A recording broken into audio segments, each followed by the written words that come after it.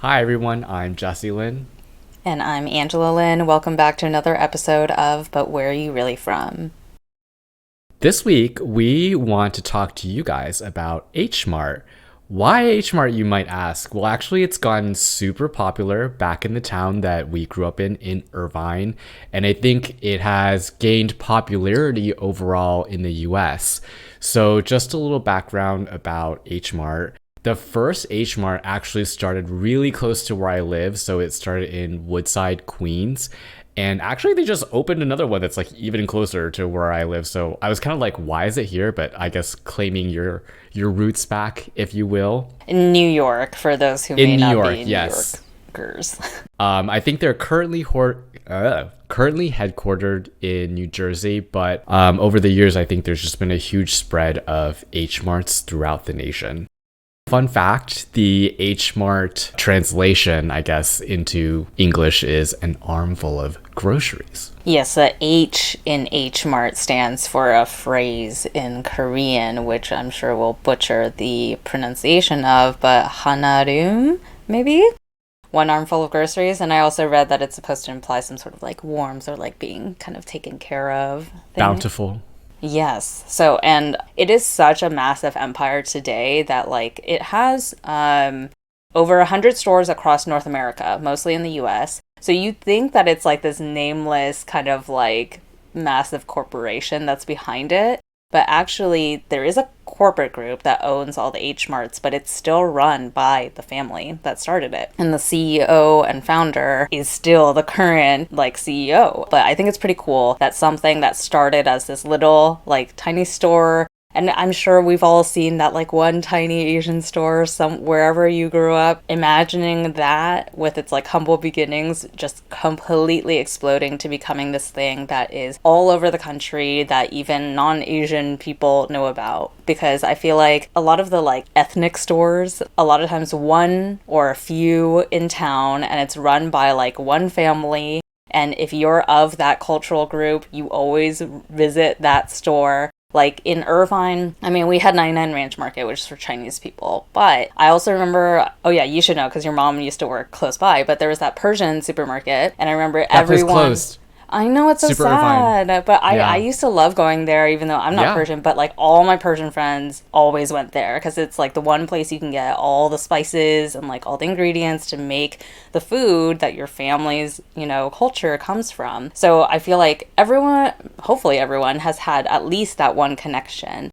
But a lot of times, especially like in New York, right? There's these like kind of dingy like corner ones, and you're like, Yes, hey, I'm yes, yes, happy you're yes. here and I'm happy I can like buy the things I need. But I wish you were more than this like one tiny thing where I have to hope you have like an ingredient I want. And now imagining that becoming this like essentially Albertsons and like Ralph's and I don't know what a Kroger level supermarket. Because Irvine, where we're from, the reason why Jesse said like it's gotten super popular, H Mart is literally taking over all of the old Albertsons in Irvine. And these Albertsons, I think Albertsons might be like West Coast, less East Coasty, but it's one of the major supermarket chains on the West Coast at least. So imagine like Kroger or I don't know what's around you, but one of the like main ones getting like going bankrupt and deciding to close, and then H Mart comes in or an Asian supermarket comes in and like takes over that huge retail space. And that's what's happening in multiple locations across Irvine, which is where we're from right now. So it was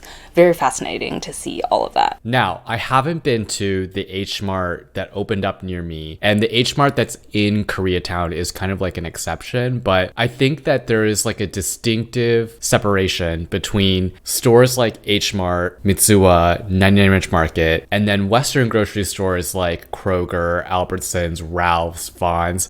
And I think the main difference for me is that when you go into an H Mart, it's almost like a full lifestyle stop. Like it's not just groceries, but they have like a florist there. They have Korean fried chicken. Some of them have the Paris baguette in them. There's like a beauty counter. There's like a cell. So it's basically like this whole experience for a specific consumer in mind, which is, I think, distinctly different from a Western style grocery store because you might have some elements of that where it's like you have a deli, Maybe you have a florist, but it's mostly focused around moving like food and groceries. Whereas I think there are all these ancillary elements to the Asian grocery store experience, if you will, that has, I don't know, it just gives it like way more flavor. Like you walk in and you're like, I'm expecting like corn and Asian pears, but now I can also buy this delicious fried chicken for dinner and Paris baguette for dessert. So it's like this whole like thing for me. Yeah, I totally agree. I think we're getting into why, and this is one of the main things we wanted to talk about with this episode, why it is such an important symbol for the Asian American community. And I think it is exactly what you've just been describing. It's way more than a supermarket. It is more of an experience, and it has community in mind, because the food court is like a third of the entire square footage, it feels like, of HMart. So it's not just like you pop in, pop out, you grabbed your tomatoes or whatever and you went home. It's like, oh yes, I need to do some grocery shopping, but while I'm here, I'm going to have a meal and I'm going to sit, take my time, meet up with some friends or my family or whatever, and like chat with the people, you know, the vendors or the employee, because I come all the time and now we're close. Like, it's a whole thing. And I think even if you're not Asian of some sort, if you've walked into an H Mart, it is very immersive, because you've like, it's almost like you've stepped into the secret world that you may not have known about, because it's this huge congregation of people. Like, I don't know how popular the H Marts are near you, but especially because these Irvine ones like just opened a few months prior, I went into one of the like newly opened ones. It was freaking popping. It was like, it's busy, overflowing with people, and everyone's just like so excited to be there and to, I don't know, it feels lame to me to call it like a safe space, but it kind of does, because you're in a place where you don't have to explain why you're there or like what is drawing you to it. Everyone is there for the same reason, because they feel at ease there. It's like flavors they understand and like are used to, or remind them of some sort of nostalgic memory that they have. It's like the one place that can buy like specific ingredients for whatever they want to make that is not sold in the one combo ethnic aisle in the Western supermarkets. It's just like this place that is this unspoken, like, hey, we all have this, like, a bunch of things in common, and this is the place where you can, like, revel in that kind of space. I think that is a big part of why H Mart means so much to so many people, especially in places where it is the one Asian supermarket. Hey listeners, wondering how you can support us? The biggest way is by increasing our visibility by following us on Instagram at Where Are You From Pod, on TikTok at But Where Are You Really From, subscribing to our YouTube channel under But Where Are You Really From Podcast, rating and reviewing us on Apple Podcasts, and telling your friends. The more people we can get to listen to the show, the more we can continue spotlighting different perspectives and stories. And if you feel so inclined, we're also accepting donations at buymeacoffee.com/whereareyoufrom. Thanks y'all. Yeah, you mentioned nostalgia, and I have to say, for me, and maybe some of the listeners, a huge part of it is just that when I was growing up, I spent a lot of time with my folks at 99 Ranch Market. Because my mom worked there for like a good amount of time, so I was just kind of there a lot, either shopping with her or just waiting for her to get out of work, or she's like passing me treats from the bakery, and she did like a lot of different roles there. So there's just this like really throwback element to being in a grocery store like that, where you can see a lot of the parallels, because 99 Ranch Market is very much similar, where they have the groceries, but then they also have like a bakery and liquor counter, a beauty thing. Like they had a couple of different rotating things throughout it. And so being in an environment like that, like really reminds me of that experience of being with my mom all the time. And so I think there's definitely this like tugs at the heartstring, like it's similar thing. And something that I also really love every time I go back to Irvine, it's less so here because there's so many different ethnicities mixed in one neighborhood. But every time I go back to Irvine, it tickles me to see like these not old, but like, you know, middle-aged Korean women with the visors and the, you know, the sleeves.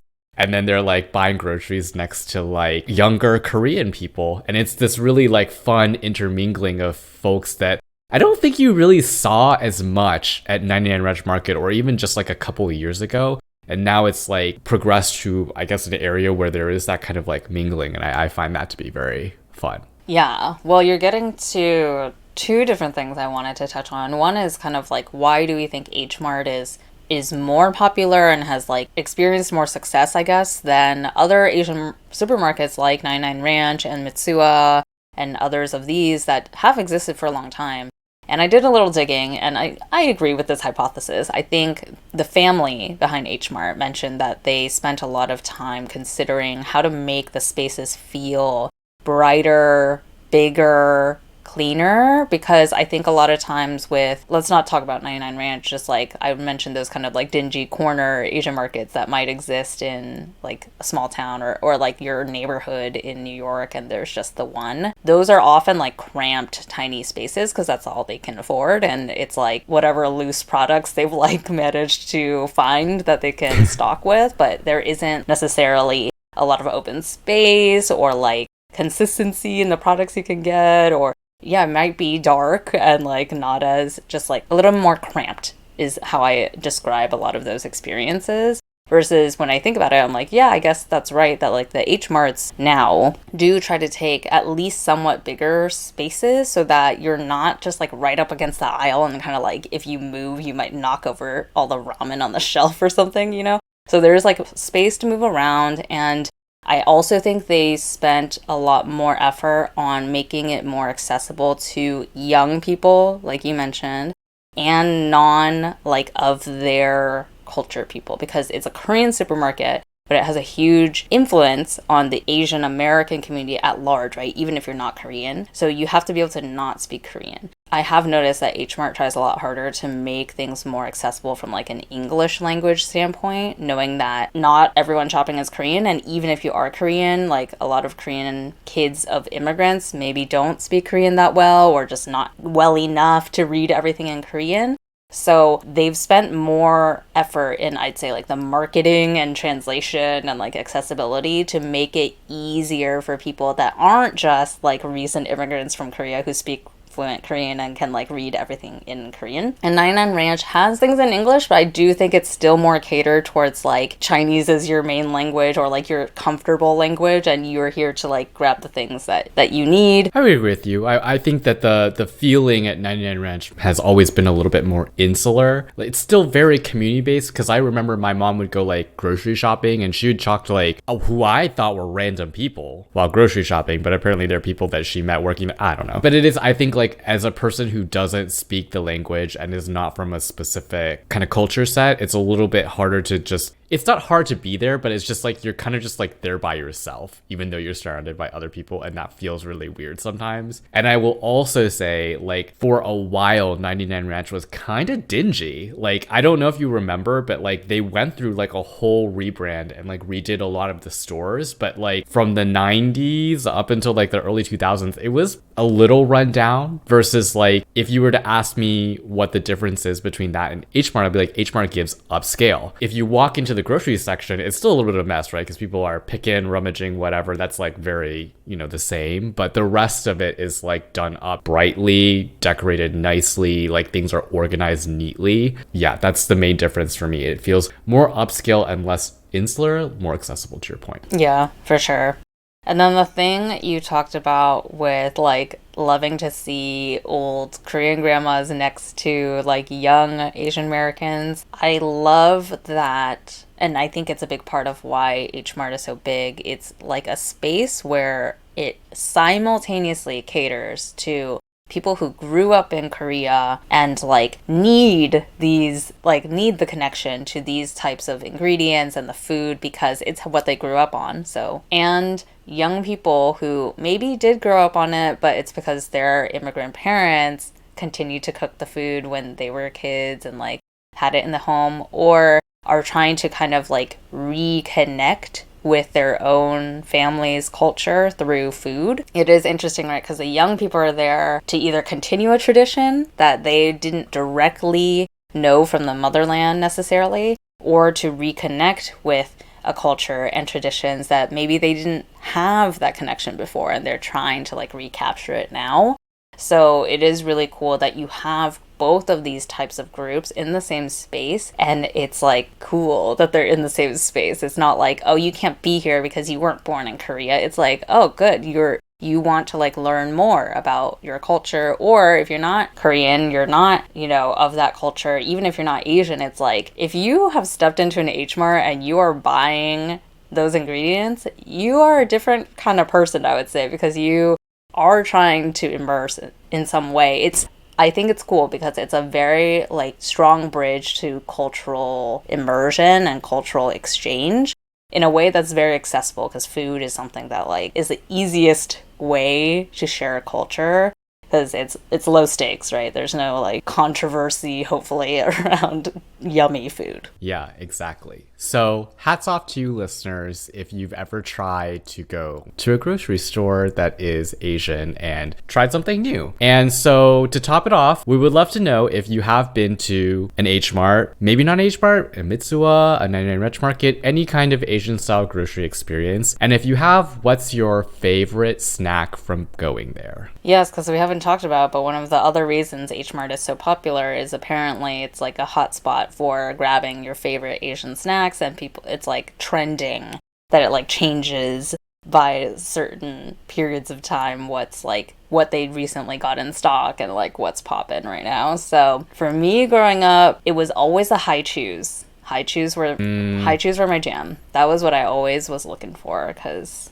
candy. Mine were the rice crackers or the youtiao from the bakery. Oh, heck yeah. All right. Well, let us know what your favorite snacks are that you've gotten from one of these supermarkets. And we'll all just revel in the yumminess of Asian goodies and come back next week, because we will have a fresh new episode for you then. And until then, 再见, bitches.